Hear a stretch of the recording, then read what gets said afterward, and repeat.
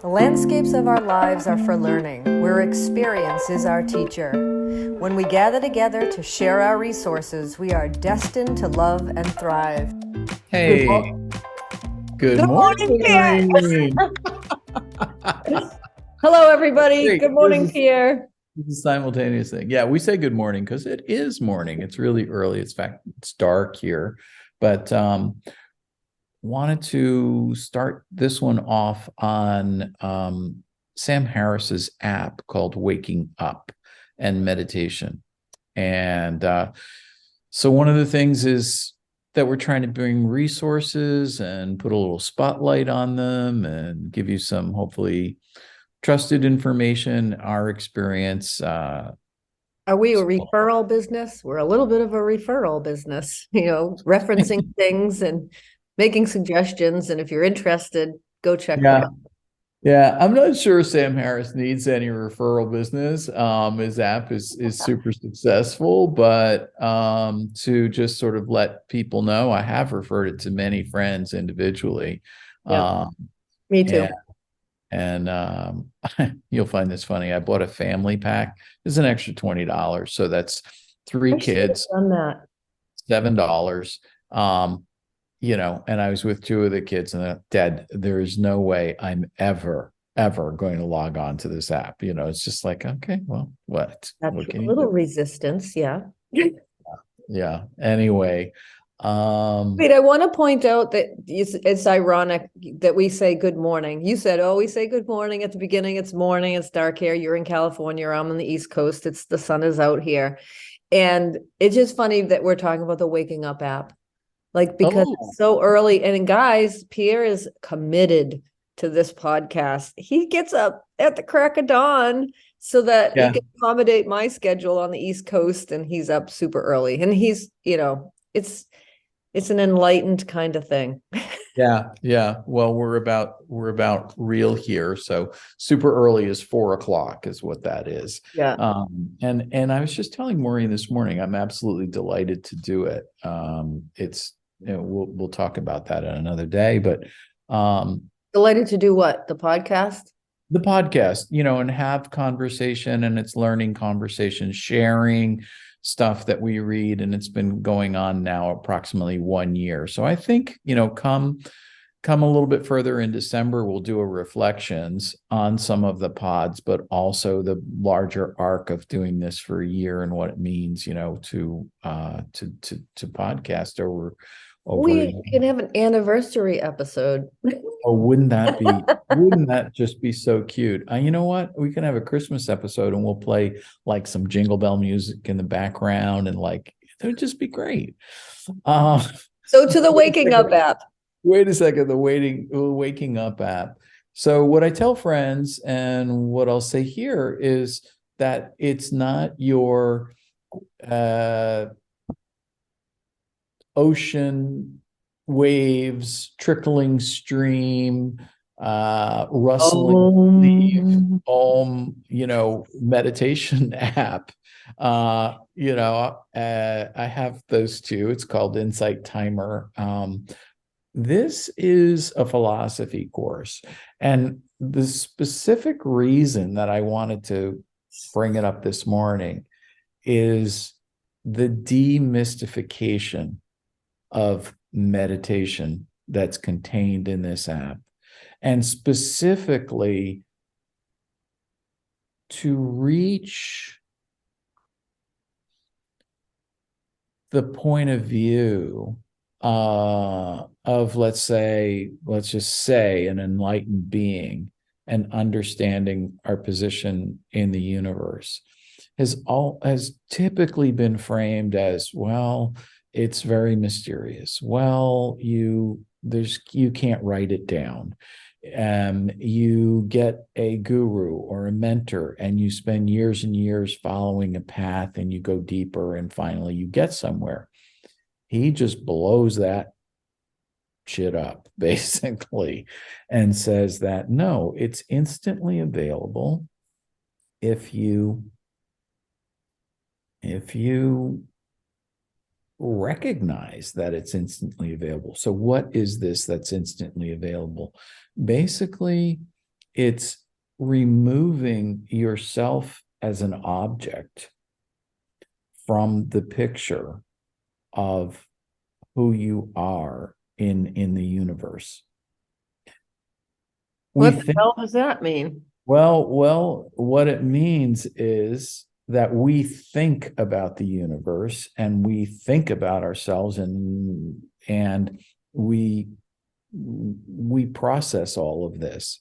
But there's a level of consciousness Through our thinking brain, yeah. That is behind our thinking brain.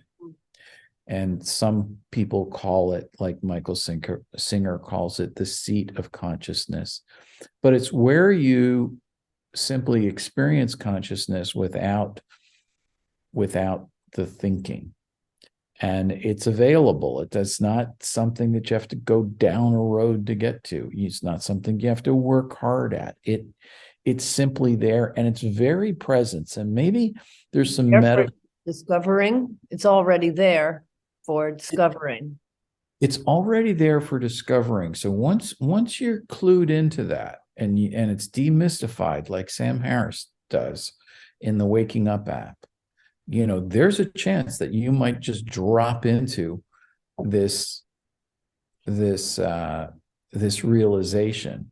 And it's a practice, and you get better at it and whatnot, but it's not a nugget to be found at the end of study study and all the rest of that. No, it's quite different. It's a little bit of a trick, because we always see the world and then we think about it, and that puts you behind the 8 ball. And go ahead. Wanted to mention that there's a guy, and his name is Douglas Harding, and he wrote a book. It's only 124 pages long. It's on having no head. Yeah, that's great. Yeah, you're right. And he challenges people, and Sam Harris was one of them, to think as if you don't have a head. And suddenly, you think as if you don't have a head, or experience your being as if you don't have a head, like, right? Is it you're the perfect person to have this learning conversation with, because you love words and you focus on it. And I said think, right? So there you have the dilemma of trying to explain this and trying to experience it, because that's all we do. We think. But there is a level on which you don't think. The other day I was meditating and something very unusual happened. And I think it's because I've been practicing more, and I've been thinking less. A lot of my meditation has been, like trying to, move thoughts out of my mind and all the rest of that. And it's been, with Sam Harris's help, a little bit more experiential. And with my eyes open, it was freaky, Maureen. Everything went black. There was light in front of me, but it disappeared. Mm-hmm. And I made it disappear again. Like, it was hard to sustain, but it was very interesting that my consciousness let go of seeing what my eyes were seeing. Mm-hmm. I don't think that has ever happened to me in my life before. Yeah. So there was some sort of happening with the your sensory perception and something else. Like you say, you didn't make that happen.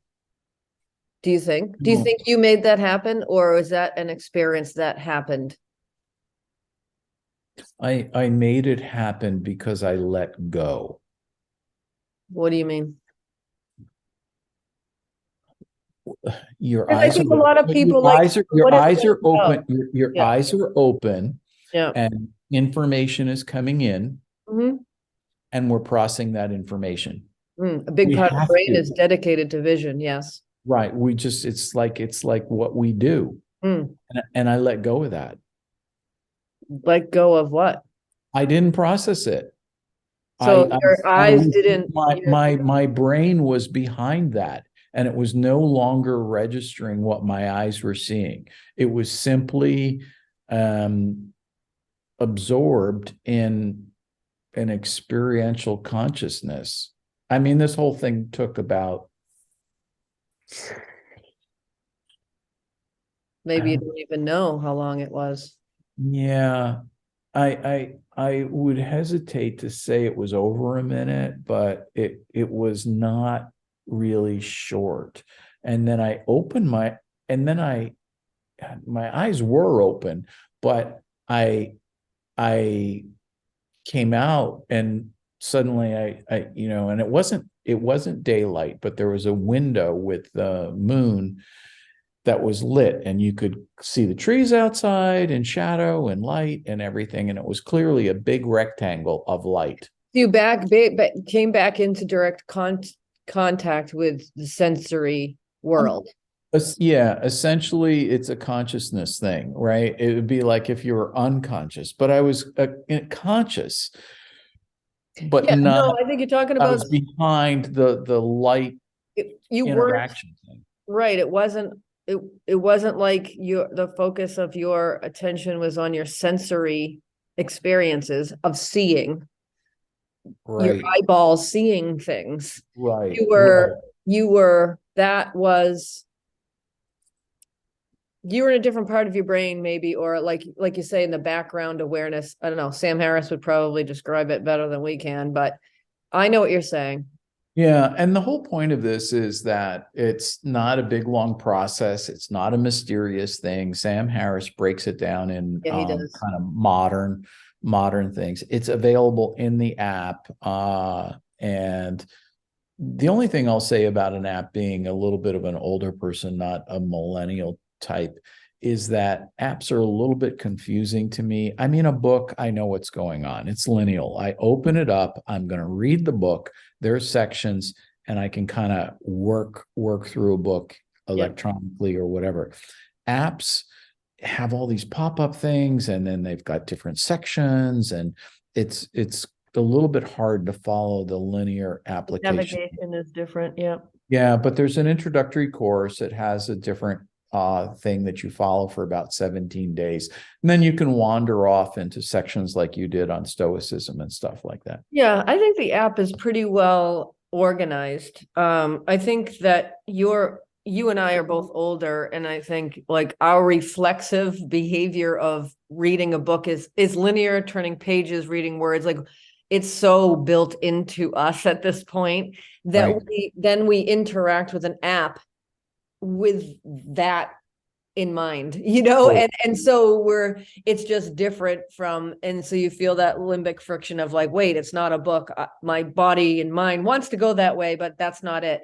But I think the 4 sections, like you've got a home button, right, which kind of gives you a bunch of stuff, and then right, a book, the theory, with a bunch of conversations, series of lectures and Q&As, and that's delineated that way.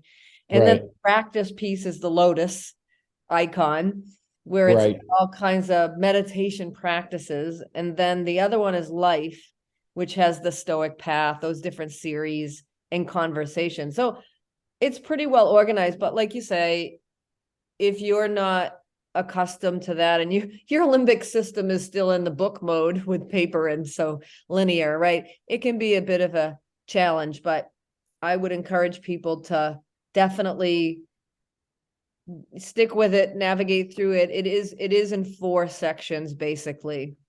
And I've been recommending it to people, clients, my kids.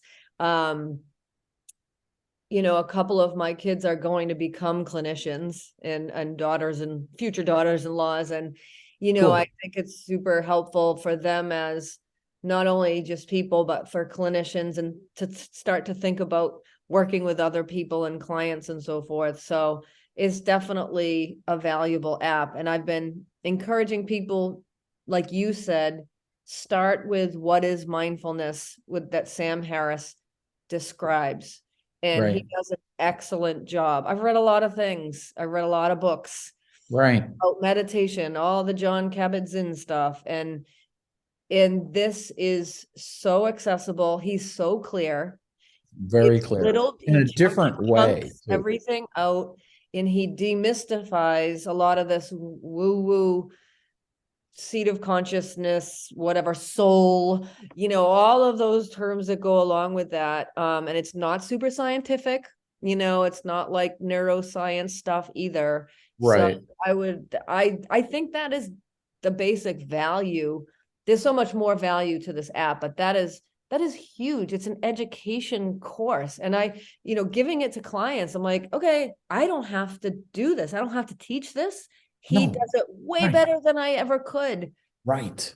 Mm. Right. No, it's great. So, along with the learning conversation here that we're bringing resources forward, I think we may have mentioned it before when we just initially found it and we're exploring it. Now that we've gotten into it, we'll wrap this up and just recommend it as a resource and a great avenue for reframing what, a practice of interior reflection looks like. Mm-hmm.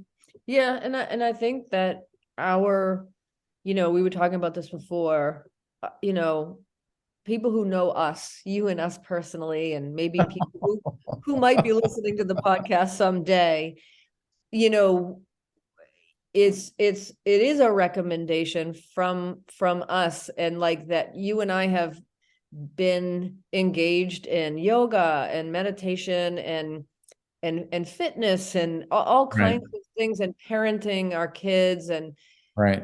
we are a little bit older, and so we've kind of done the resource work for you audience members, and it does come highly recommended from us. We're trying to save you time and efficiency, and you don't have to go read the philosophy texts and so forth, or get immersed in neuroscience or meditation, because there's a lot out there that this is a gem. This consolidates a lot of learning in this app. Yeah, and I wanted to just hook that up with something else, which is there's a lot of learning in it, but it is a gem. It comes forward as a practice. And we've talked about this, and it's one of the reasons we're doing the podcast. It's not just learning, it's a mind, body, Embodied spirit practice. practice that gets you where you want to go. Mm-hmm. And this is a gem. You said it. So Sam Harris, Waking Up, worth it. So this is Pierre from Yoga Heals. And who are you? Maureen. Maureen from Landscapes for Learning, where my philosophy is learn to live, always learning, and then live to learn. Yeah, that's beautiful. Yeah, fountain of youth.